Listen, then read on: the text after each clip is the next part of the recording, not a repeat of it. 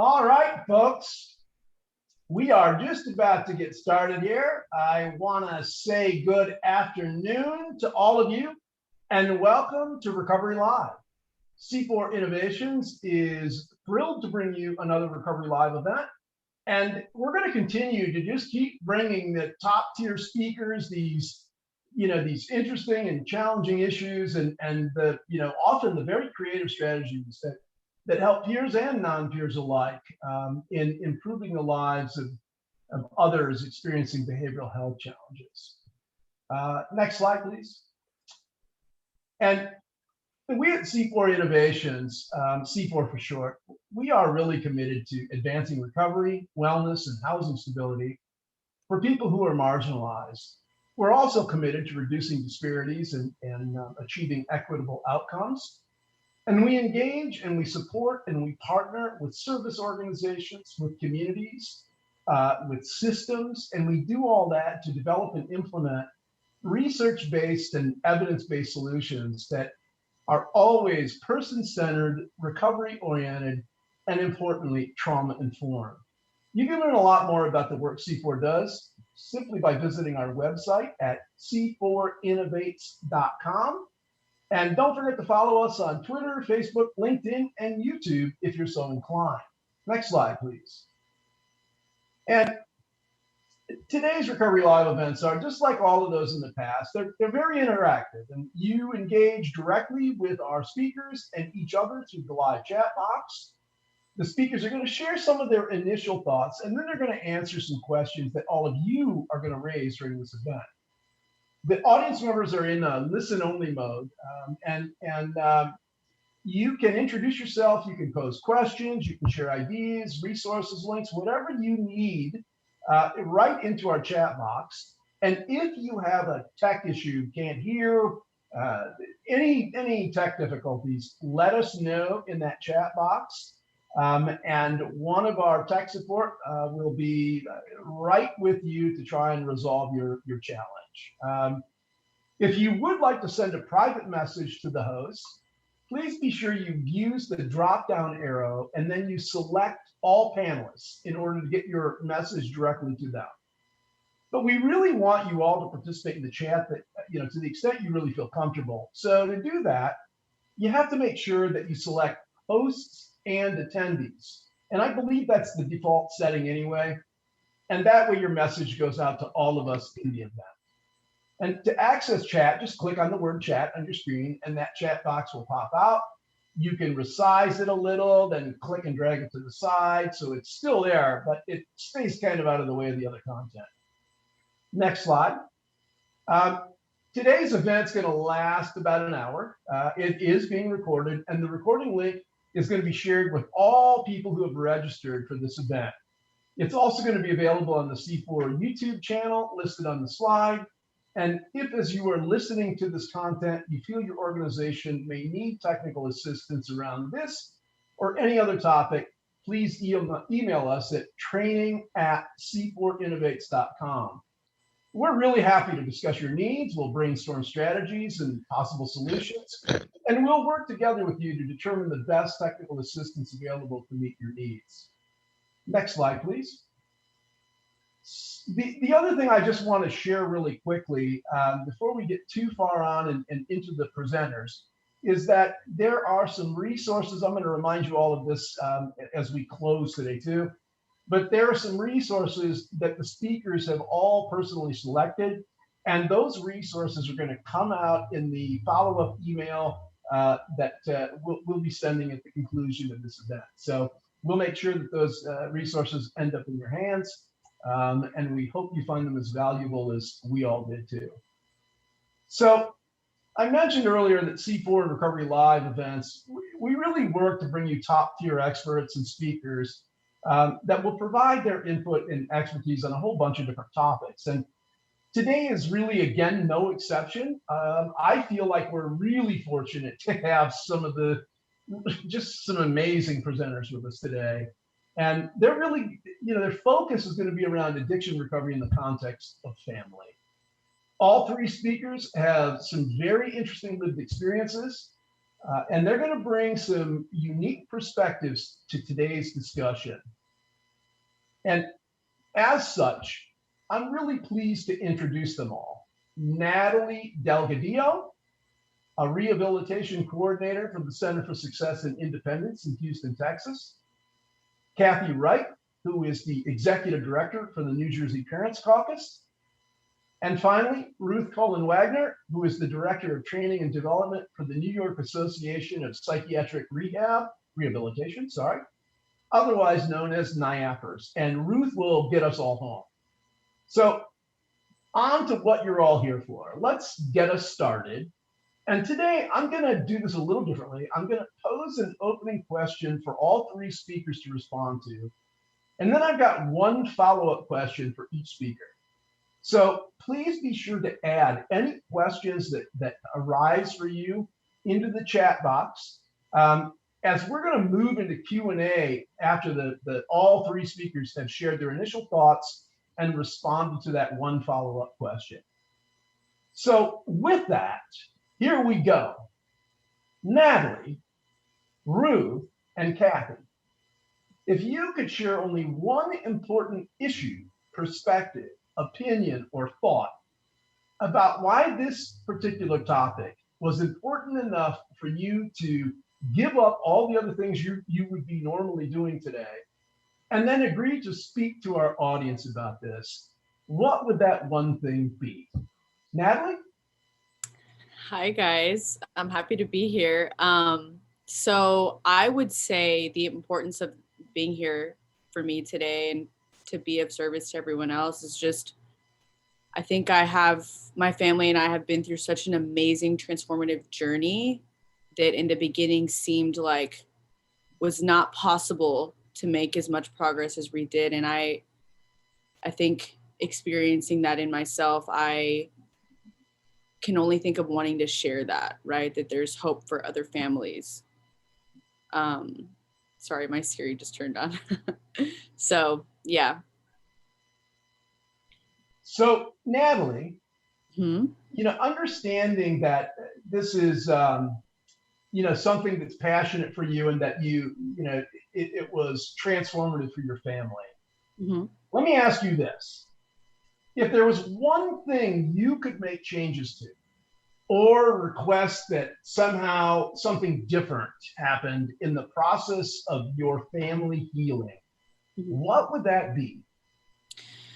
That's a great question. And I think so in the beginning, it's such a underrated journey, right? That happens. I think we didn't realize how much it was going to change and shift both, collectively within our family dynamic and individually. So I feel like one of the biggest things that I would have told my younger self or my younger family dynamic or, back then would be the importance of validation tools. Mina, can you go to the next slide? I think it shares. So the importance of validating each other's experience, right? Like, I think we both got caught up a lot around my experience. One of the things that I wrote down is that addiction to me, and what spoke to me a whole lot is addiction was my attempt to self-regulate my central nervous system, right? It was like my self-attempt to do so. Because of experiences I had as a kid, I just was trying to fix those myself, right? Not yet having the proper tools. So essentially, I would say validation tools have been really important for our family to learn, right? And we keep learning what it looks like. What are the ways you want to be validated? What are the ways that you don't want to be validated?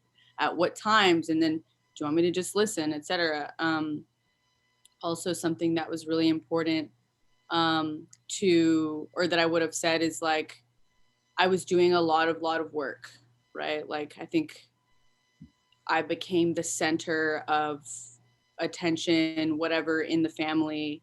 And I was doing just a lot of self-inquiry, a lot of work, a lot of therapy, and which was amazing. And,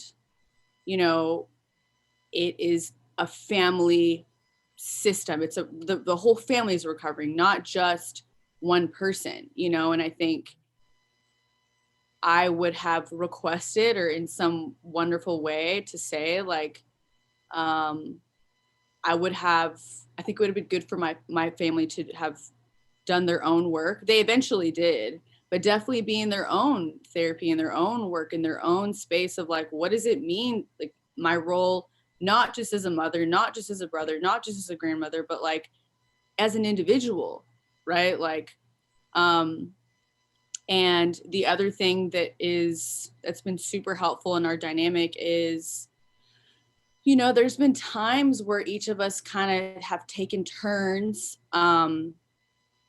doing different work, right? Individual work. And there's been times where, you know, people's capacities are different and they change.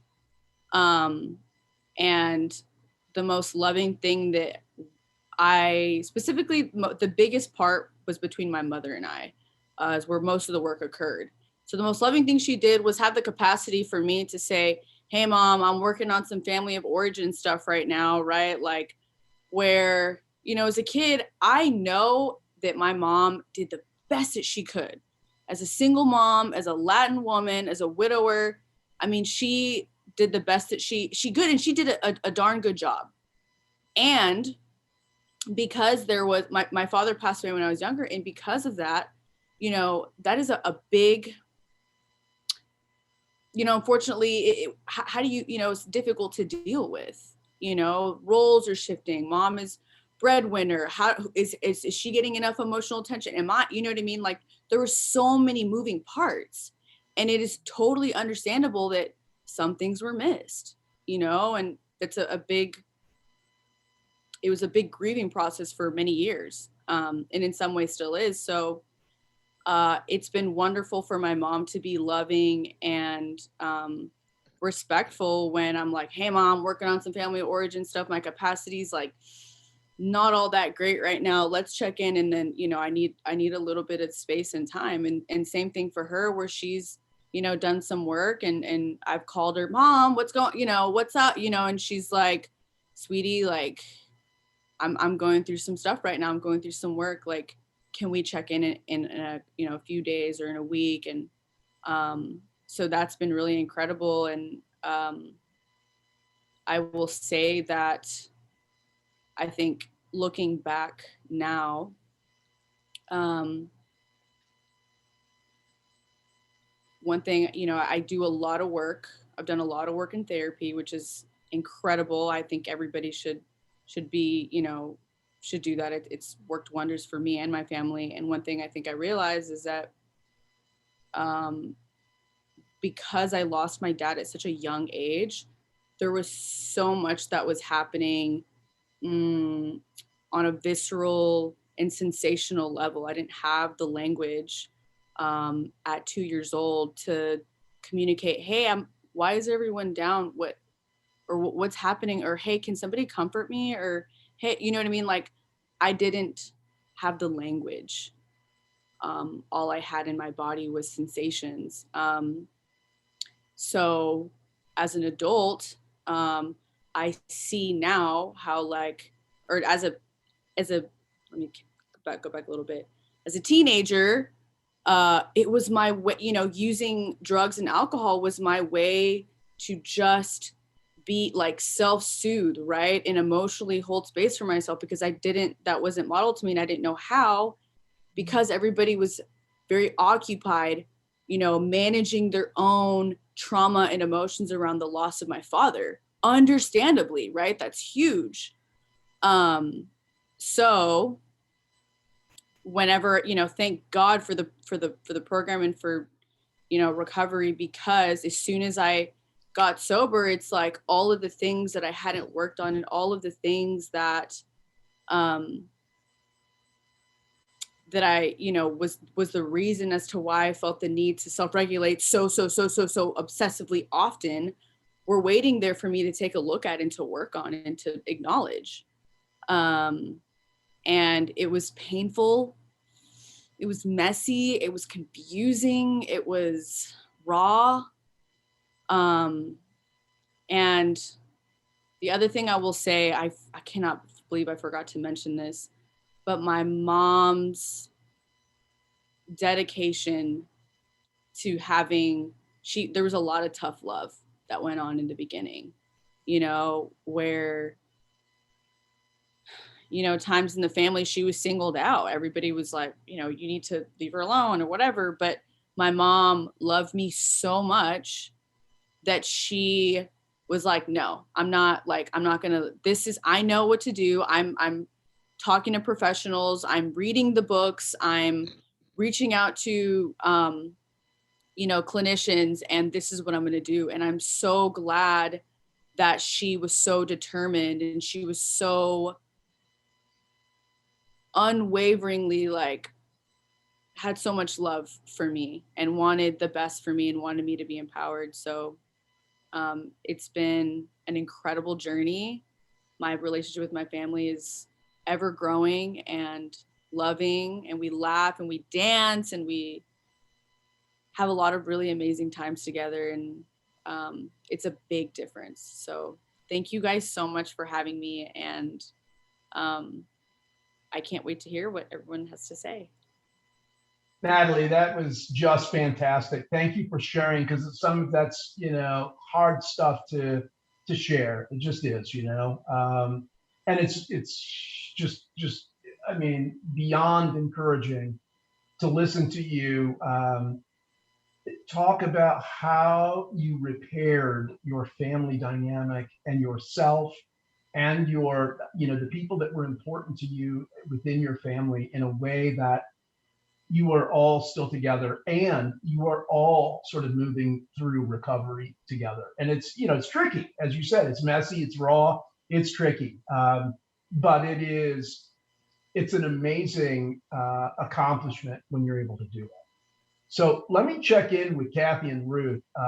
Anything to add or to respond to from Natalie's comments, folks?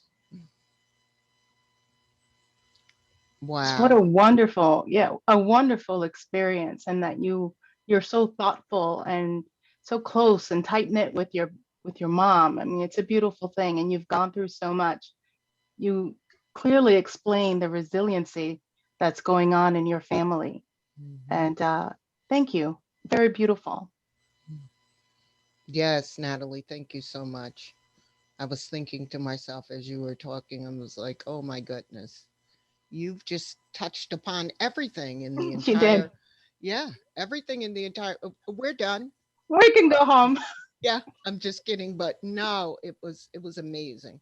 Amazing that, you know, you're in that space as well, and that you are really able to articulate that. That is, you know, your mother must be so proud. Thank you. My apologies. You may hear that again. So let me, Natalie, thank you. Let me turn to Kathy. Kathy, tell us what your big reason for being here today is. The big reason for being here today is because I want to make sure that other parents, and for many of you that don't know, I'm also a parent of a child in recovery. I think I want parents to understand that there isn't a right response, that there is no right space to be. And I think that we have to take the time to not beat up on ourselves, to not try and figure out what should I do, how can I manage this, you know. And a huge part of that is going to be how who how and who we respond ourselves. We wrap around ourselves, who we wrap around us and how we wrap. So in other words, make sure you have a good peer system of other parents who are willing to share. I think that is so critical. The other thing that I would say is that And just so all of you know, this slide is a picture of my son and my granddaughter. And I chose this poem because it speaks to recovery for me, and how the way in which when our children go through these things, that we might, our first response is the response of a parent. And I may use mother, and I'm sorry for that, but I'm using those words interchangeably. But our first response is as a mother. And as a mother, your role is to protect. But as we've heard, that's not always the best response to supporting recovery for our children. And the other piece I want to make sure we mention, it's not just what's the appropriate response, it's also who are we? I think we as parents have to take time in our children's recovery and dig deep into who we are and make sure that that doesn't flow into their recovery. And I think many of you that are parents understand what I'm saying. The other piece is I I thought it was always a wonderful thing for me anyway to be able to write down all of my responses to what was going on. How did I feel when I first found out? And I wrote it down. I started keeping a journal because one of the things that I had to manage was my response to his recovery, how I felt it would impact him, how I felt it was impacting the family. Because again, right now you have to separate yourself. So maybe the siblings at that time are not going to get the appropriate attention that they should be getting, because now all the attention is on this one identified child who all of a sudden you're in a space where you have no idea what's going on. Why would you choose this? Are some of the questions that may come up.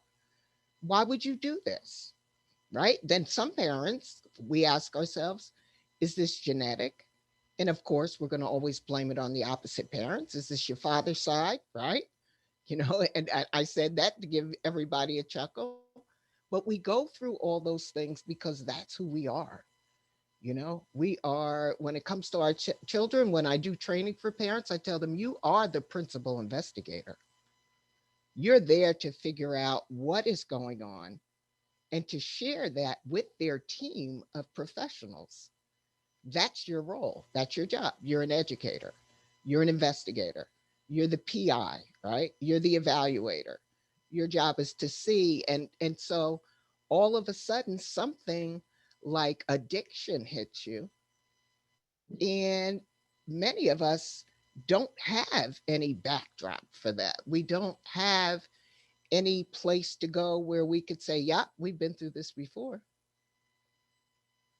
We don't have that. And so what we do is it's almost like this cycle until we stop, take the time and say, who are we? Right. And then we have to go through thinking, oh, all of a sudden now we know the name enabler. That's part of the conversation. Are we an enabler? Right? Do one of the classes we teach is empowering versus enabling. Do you know the difference? Are we able to identify those types of behaviors? So for many of us, it's a scary space to be in, but it's a space that we stay in because, as Toni Morrison says, the children are the best of us. And so we're in it for the long haul, but we do need a level of understanding, and I think a level of education. And we need to ensure that we have a peer community that can validate what we're going through. Right? We need that. And it's a wonderful space when we have someone who we can sit and talk to and they can say, yeah, my son or daughter is going through the same thing. Because then the whole idea of us being pushed out, right? Because many parents may be pushed out. You're not in in that particular clique, right? Or you're not invited to that group at church anymore, or you're not invited to, Sally Mae's Thursday night meeting, because all of a sudden it's taboo. Oh, wow, your child is doing drugs, drinking alcohol. Our children don't do that. So there's also that response, right, of being pushed. And then we have the stigma as well that goes along with it. Because even sometimes in the space of advocacy or in the space of professionals and providers, we see that, it's funny, your vision changes for some parents. And all of a sudden you see things in people's faces that you didn't see before. You see disgust. You see, oh my God, I feel so sorry for you. So I just want to, because I'm wrapping up, I just want to make sure that you understand that all of those emotions are valid. All of them are. And don't beat yourself up. Don't take that struggle on your own. Okay.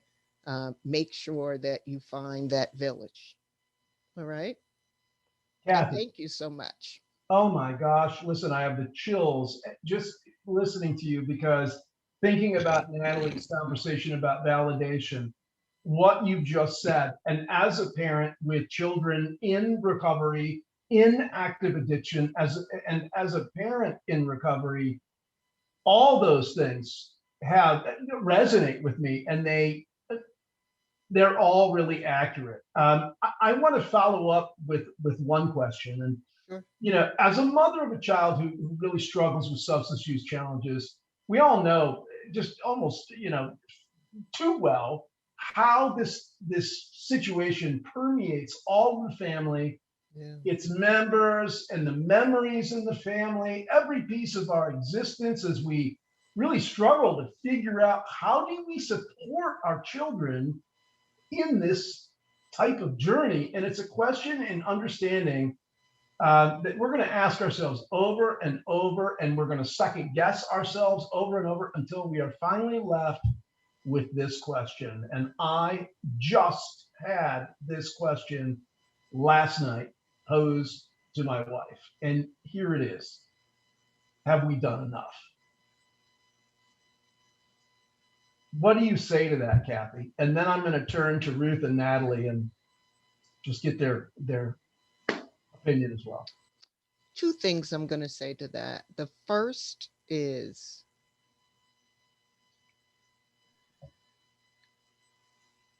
when you ask yourself that question, what do you feel in your gut? Because I believe parents know. I believe deep down they know. But I think, and again, you're in a place where you don't trust you anymore. And most 99% of the time, you've done enough. But here's the other piece why sometimes I think we feel we haven't, is because, and I'm slowing myself because I want to say this the most appropriate way.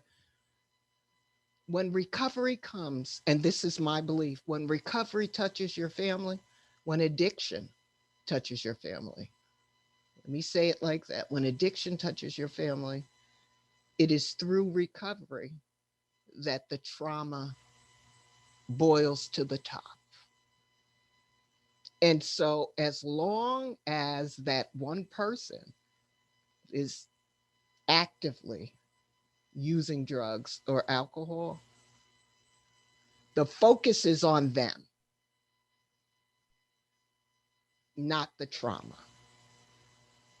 Once recovery starts, then all of a sudden everybody's looking at themselves and all of who they are and all of their pieces. That's when the recovery for the family starts. And that has to happen. Addiction, Wow. I don't think it's just the person that I believe that the person that's addicted is the one, and I know I'm going to get shot for this, but I think they are the one that absorbs the most pain. And they may not have the appropriate tools on how to manage trauma, how to manage stress, how do you manage loss? Because loss, many times with many of the families and children the families, the parents that we've worked with, that there is that trauma. And typically a lot of people don't think, like, for example, they don't think that the loss of, let's say, not even the father or the mother, right? But the loss of a boyfriend or a girlfriend is enough to, of course it is. Any change, any shift where that one person has relied on that thing or that person for an incredible amount of time, you're going to have that in and of itself is a big part of the definition of post-traumatic stress disorder. It's the shift, it's the loss. And I think that happens. That's my own opinion, but I feel that one person takes on the pain of everyone because they don't know how to manage it. Kathy, that is so powerful, and it just so connects to what Natalie was sharing initially. Let me check in with Natalie and Ruth. Anything to add to Kathy's comments? Yes, I thought about, the question, is it enough, right? And one thing that I was thinking about is, for my mom, I think we have conversations that come up that are, I think she carries a lot of, sometimes, when I'm trying to say, like, oh, hey mom, by the way, when you say this, can we maybe like reframe the way, whatever. And she's like, well, I don't understand why. And I'm like, well, this touches on something that was painful for me as a kid. So that's why, otherwise I wouldn't be bringing it up. And then, Mm-hmm. so what I noticed, what happens is she carries shame about, Absolutely, about as a single mom. She was just like, honey, I tried so hard. And and I'm like, she's like, I did the best I could. I didn't know. And then I can see her going into this like hamster wheel. And I'm like, mom, like, I know you did so much. Like, I know that you did the best that you could. I mean, truly. And I was like, nobody is denying that. That's certainly not, I apologize if that's what I'm, I'm not, that's not what I'm meaning to touch on, and so as a daughter, I try really hard to validate her in, mom, you did so much. Mom, that was a lot. Mom, I don't know how you did this. Mom, you know what I mean? Like reassuring her, right, now that I'm older, right, and I have the space and capacity to do that. I do that for her. And at the same time, it's like, if I were to ask myself the question, like, is it enough? Have I done enough as a daughter? Have I done enough as, a family member? Have I done enough as an individual? And it's one of those things that, it's tricky, because if am I comparing this? Is it like myself? Who am I comparing this with? And also that is the moment when I have to invite my spirituality, my community, and my therapist to be like, hey guys, Amen. What are some of my blind spots that I'm not seeing? Because I am a human being, right? And it's like the most loving thing I can do is have compassion for myself, and that allows me to move forward rather than being in shame or shaming anybody about that, Natalie, that was beautiful. And I think, gives, as a parent, we carry, we want your life to be better than ours. I think every parent has that, Yes. And when we can see that the life of our child looks like it's going off track, and we're we don't know how to fix that. Mhm. It is one of the most painful things as a father that I've ever experienced. It Mhm. just is. And so thank you for sharing that. I want to turn to Ruth. Ruth, two things. If you can respond to Kathy's question and conversation, and then I just want you to go right into your own discussion. Okay?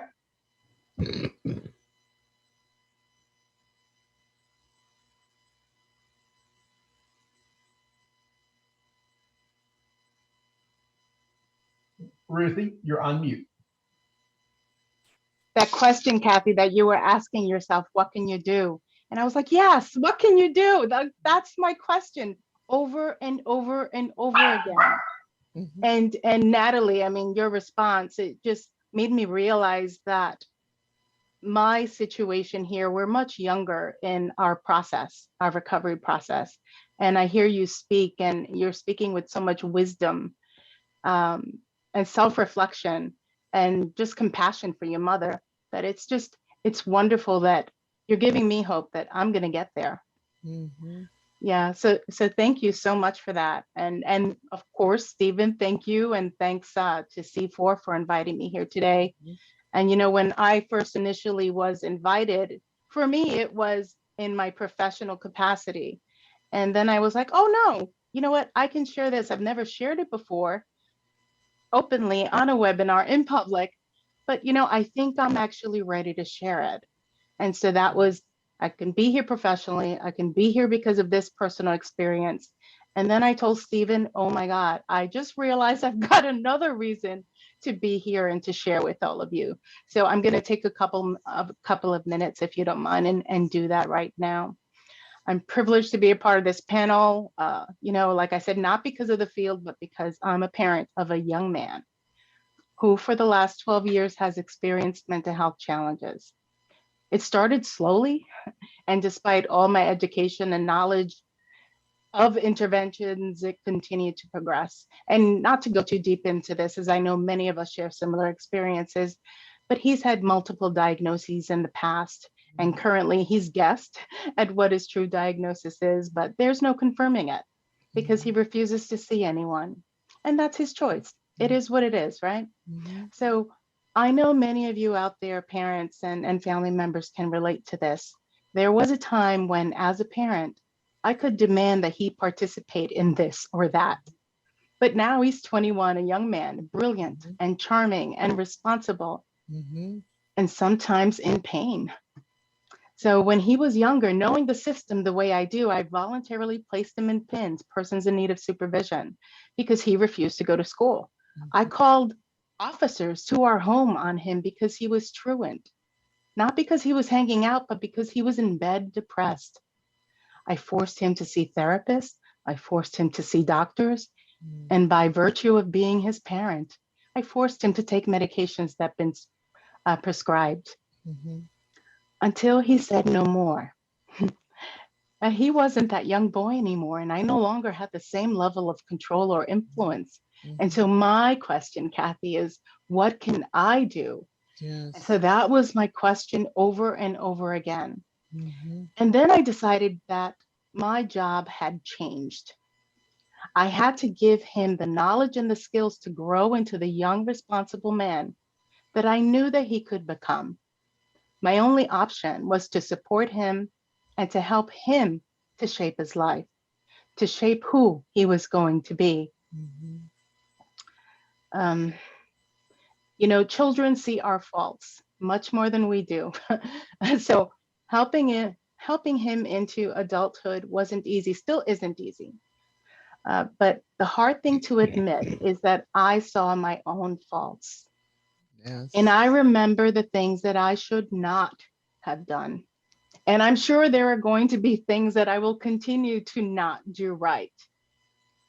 But I do not regret the interventions Mhm. because it was a part of a growth process for the both of us. I mean, how could he know what's best for him if he hadn't tried? Mhm. How would you know you never want to see a truant officer again if you've never saw one? So it really was a growth process for us. Mhm. Mhm. Now, while I'm grappling with his situation and trying to be the best parent, I started to realize something else.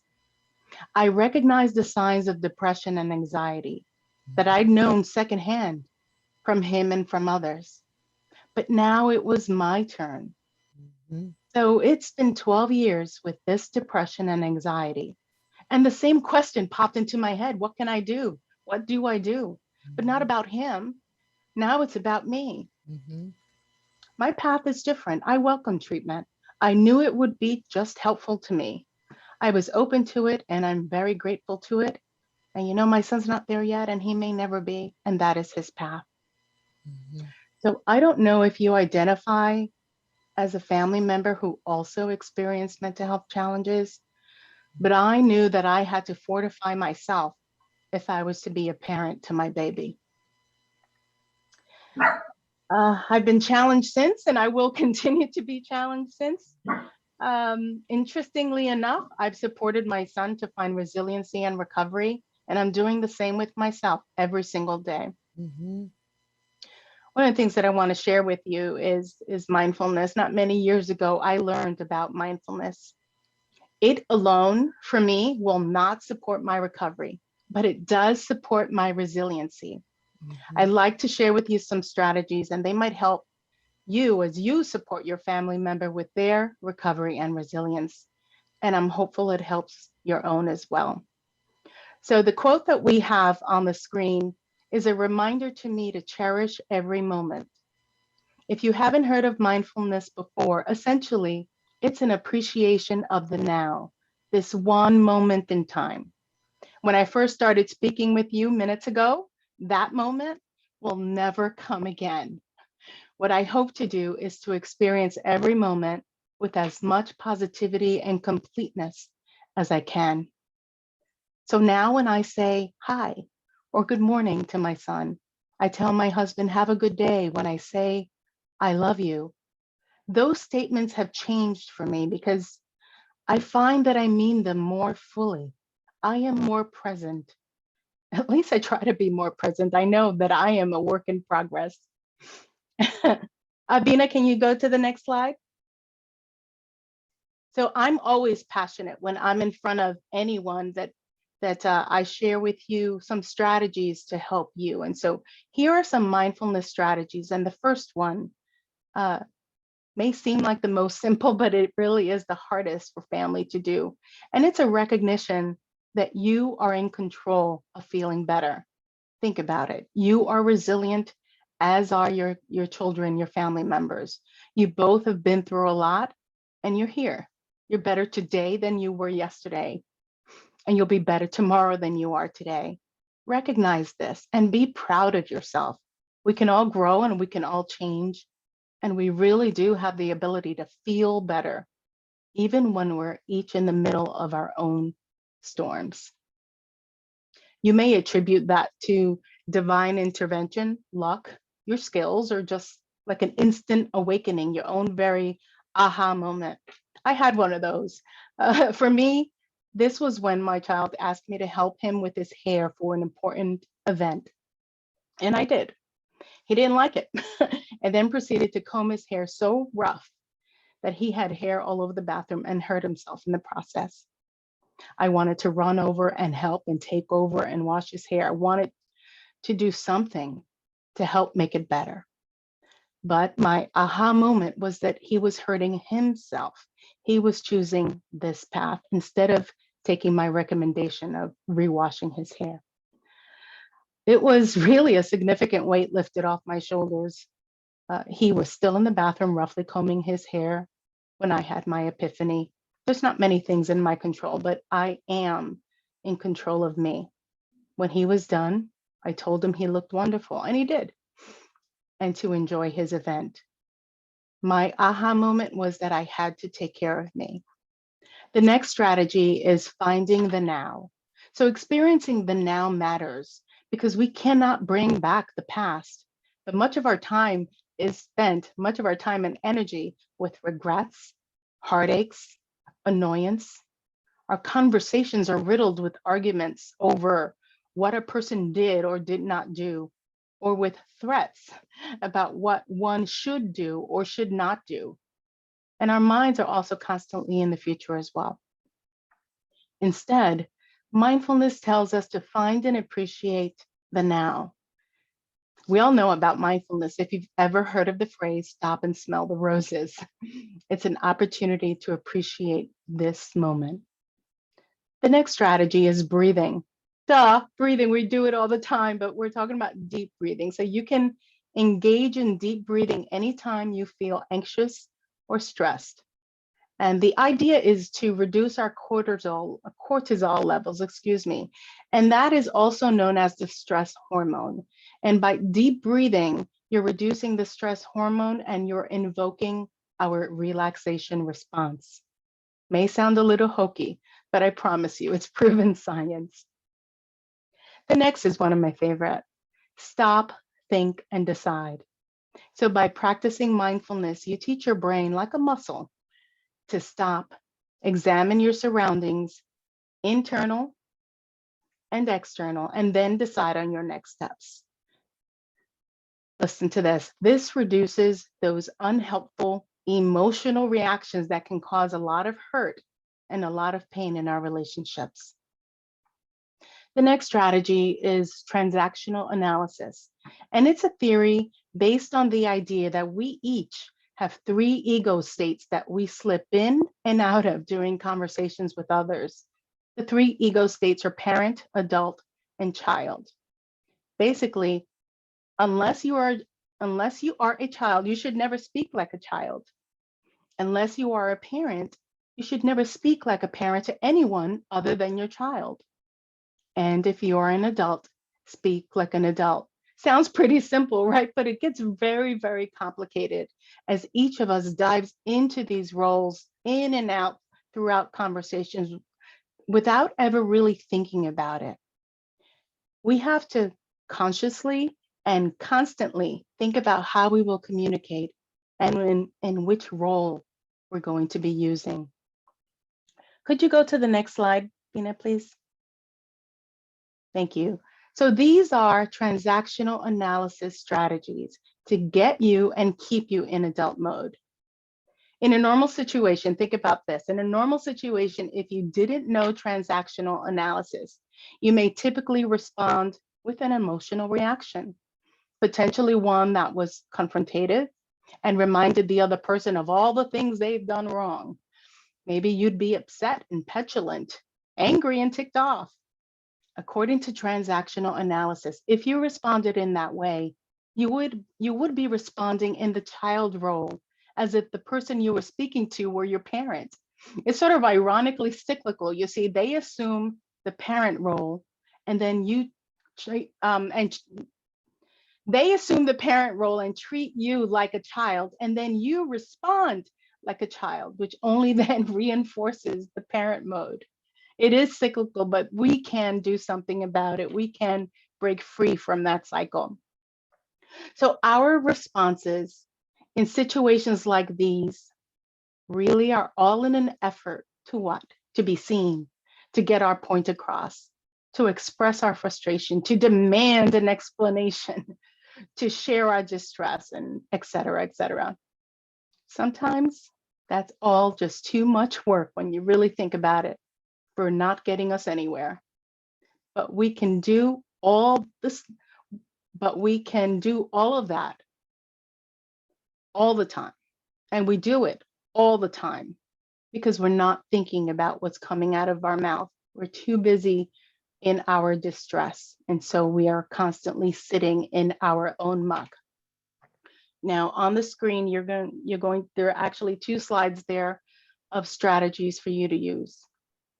Just know that for our purposes, the important thing to know is that the goal of using transactional analysis is to stop, think, and decide, and figure out a way to get yourself to adult communication. So you have those 2 slides there with the strategies on how to do that. You can print them out and keep them close. I've also added a resource for you to download. It's a mindfulness guide for young adults. However, it's for your child, yes, and for you, no matter the age. And I cannot stress this enough. It's important for you both to have this guide, because first, you will both share the same language with respect to mindfulness and to your new approach to life. And second, you can practice together and strengthen your relationship. If you ever have any questions, David, questions? Ruth, wow. That was just fantastic. Thank you. Listen, you know, all three of you, Kathy, just incredible. Natalie, I don't even know what to say. I'm going to have a different conversation with my own children, just from what I've heard here today. And oh man, you guys, it's tough being a parent, and it's tough being a child. I get it. I've been both, and you know, I'm lucky I'm even alive and here to, you know, to talk to all of you today. So I understand that, you know, the extraordinary difficulty that you know, both the parents and the children face. I have just a couple of questions, and I know we're close to the top of the hour. One of the questions I have goes to you, Natalie. What helped you the most to heal from the trauma of having a parent who is, you know, either struggles with substance use disorder, or who has watched you struggle with substance use disorder and work to, you know, intervene? So one thing I was thinking about while everyone was sharing is that, so in my adolescent mind, like, I just thought about this. It's funny, this conversation is triggering all these like pew, pew, pew, pew, pew. But I'm thinking about how I really, really thought, like, I was like, why is everyone, what do you mean? Why don't you guys just let me, you know, do my little substances? And like, I'm not understanding why everyone's so, you know, up in arms. Like, I really, really thought, it was everyone else's fault. Like, any of the consequences I had, I'm like, well, that police officer should have really been minding their own business or whatever. Or I'm like thinking about my mom and I'm like, well, she really should have thought twice about having a kid. You know what I mean? Like, in my mind, I was so like self-absorbed in my own thing. And so what that makes me think about is, one thing that my mom did that was so helpful, I was just thinking about this, is that a really good job of, my mom is a really just studious person in general. And so she would tell me like, oh, I read in this book, or, oh, I talked to this doctor who is like great, rated amazing, blah, blah, blah, whatever. Like, she just demonstrated to me that, hey, I'm doing the best I can, but I'm also, I don't know everything. So I'm reaching outside of myself, which made me feel like, oh, okay. Like, that's humbling. Like, she was humbling herself, which made it easier for me to trust her, like to trust her intentions. Like, I wasn't like, oh, she's not trying to make my life miserable. She just, like, obviously there's something wrong here. I don't see it. You know, over time, like, her just reaching out. And then also there were times I remember that I was involved in, like, you know, adolescent peer groups. And I said, Mom, I'm not really vibing with this one, but let's try this one. And, you know, to where she finally was like, okay, like she would give a little, you know, and be like, all right, cool, Mom, I think I want to try not being on this medication. Let's try something else. Okay, neurotherapy, biofeedback. Let's try, right? Like, she was down to trial and error with me, you know, like, and then I would be like, oh, you know what, that didn't work. Let's try something else. You know what I mean? Like, it was like that trust of like, okay, I'm going to hear you. And for me as a kid who like was never really heard as a kid, that was huge. I mean, that was really, there was a lot of repair that came from that, for her to just like validate my experience and be like, okay, I'm going to try something else, you know, which is hard for a parent, you know, like, so. Natalie, I listen, as a parent, you are spot on. It's hard. And that support, I think when I moved out of my sort of parent role and became essentially a peer supporter to my two oldest children, it totally changed how we were able to engage. It totally changed that. It didn't make it perfect and it didn't make it all better. But for the first time, I think my kids felt the same way, that they were seeing fathers support them rather than castigate. And, Kathy had talked about this earlier. I and Ruth, we had the power to, you will do this, by golly. And now we don't have that power. So I totally get that. And thank you for sharing again. I'm going to pose this final question. It's we're about 6 minutes out, and I've got about 2 minutes I got to share with the closing stuff. So I'm going to pose this question to you guys. 2 minutes maximum. Okay, really, if we can pull it off in a minute, it's probably great. When you discover that your child is using or has an addiction, what might be the very first thing that a parent or family member can do that doesn't further exacerbate this situation?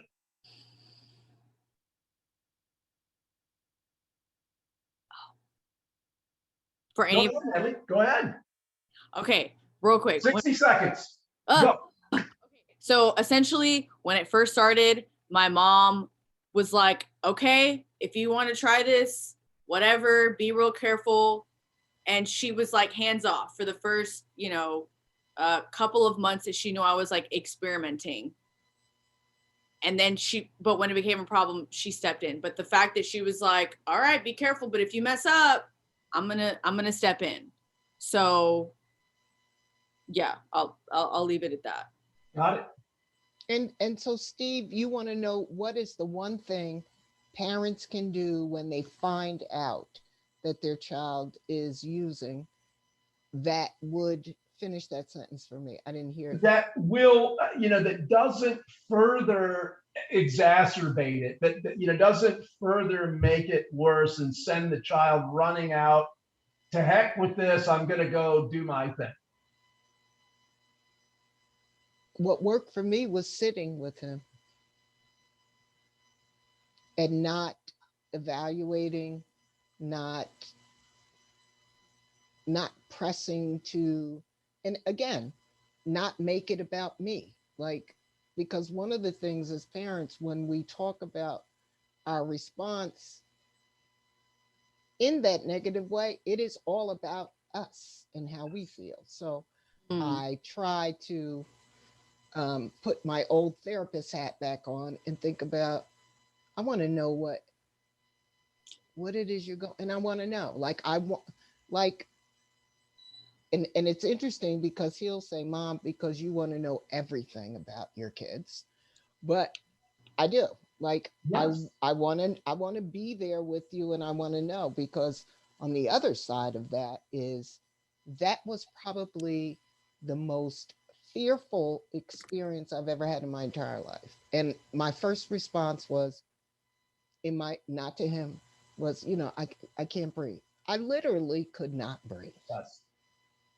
So. This is why I asked, because that's that. Yeah. And most of us are just terrified, and we don't have anybody to reach out to. We don't know what to do. So, Ruthie, 60 seconds. You're on mute.